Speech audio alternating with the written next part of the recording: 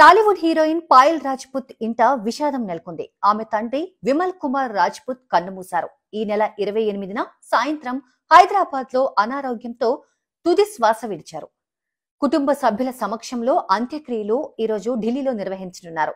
పాయల్ రాజ్పుత్ తన తండ్రితో ఉన్న అనుబంధాన్ని గుర్తు చేసుకుంటూ, నా పక్కన లేకపోయినా మీ ప్రేమ నన్ను ప్రతిరోజు నడిపిస్తుంది.